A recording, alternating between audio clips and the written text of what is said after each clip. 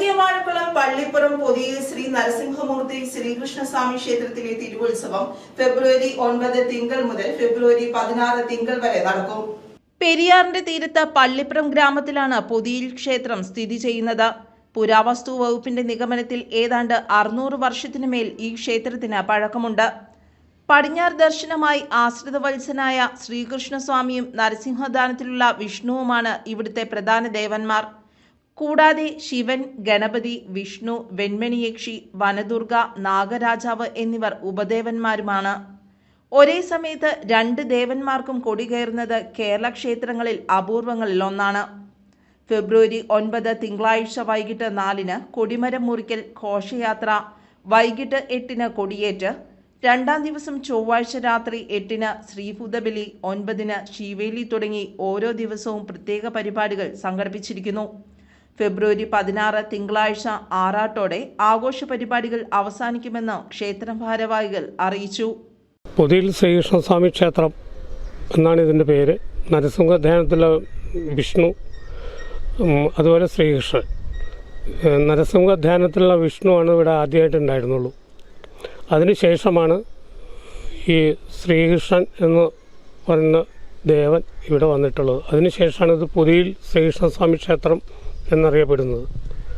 ഇതിനു മുമ്പ് മഹാവിഷ്ണു ആയിരുന്നു. മഹാവിഷ്ണു എന്ന് വെച്ച് കഴിഞ്ഞാൽ നരസിംഹധ്യാനത്തിലുള്ള മഹാവിഷ്ണു, അതാണ് ഇവിടുത്തെ ആദ്യത്തെ ദേവത. അതിനുശേഷം പൊതിയിൽ ദേവൻ.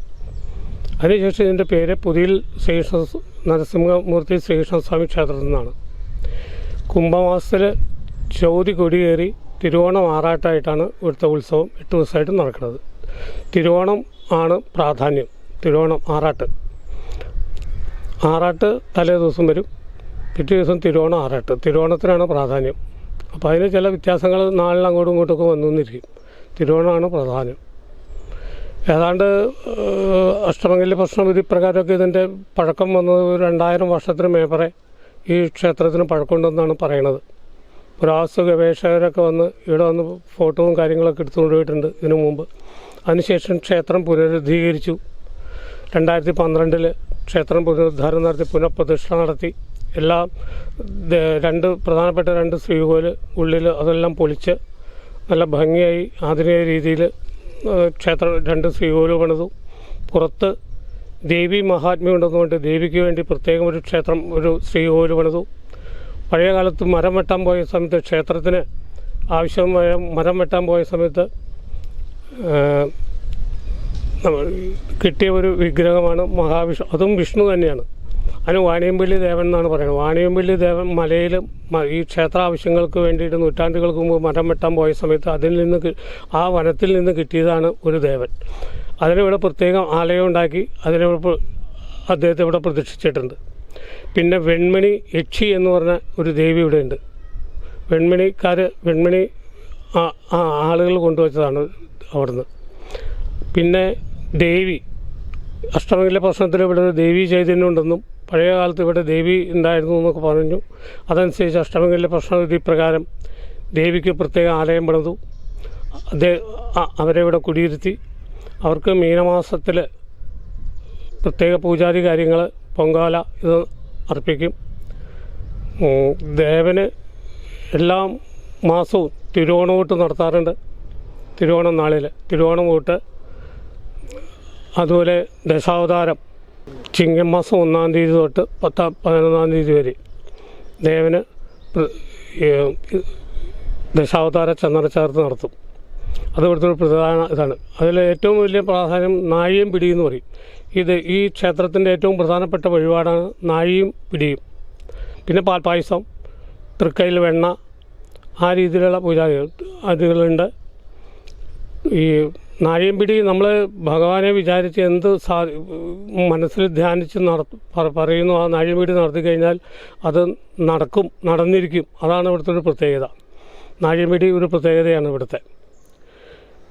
പിന്നെ ഈ ക്ഷേത്രം പഴയ കാലത്ത് ഇന്ന് ക്ഷേത്രം ഊരായ്മ ദേവസ്വം ബോർഡിൻ്റെ കീഴിൽ നാട്ടുകാരുടെ കമ്മിറ്റിയാണ് ഭരണം നടത്തിക്കൊണ്ടിരിക്കുന്നത്. ഊരായ്മ ദേവസ്വം ബോർഡിൻ്റെ കീഴിലാണ്. ഏതാണ്ട് ഒരു 64 തൊട്ട് ആദ്യം നോക്കുന്ന സമയത്ത് വെറും ചുള്ളിക്കാട് പിടിച്ച് കടന്ന സ്ഥലമായിരുന്നു. അത് ഇവിടുത്തുള്ള ഭക്തജനങ്ങളെല്ലാവരും കൂടി വെട്ടി നിരത്തി ക്ലിയറാക്കി ഇന്ന് ഈ കാണുന്ന രീതിയിലുള്ള ക്ഷേത്രമാക്കി തീർത്തു. നാട്ടുകാരുടെയൊക്കെ പ്രത്യേക ഇതുകൊണ്ട് ആ രീതിയിലാണ് ഈ ക്ഷേത്രം. ആദ്യകാലത്ത് നമ്മുടെയൊക്കെ ഓർമ്മയിൽ ഇത് വെറും ചുള്ളിക്കാടായിരുന്നു.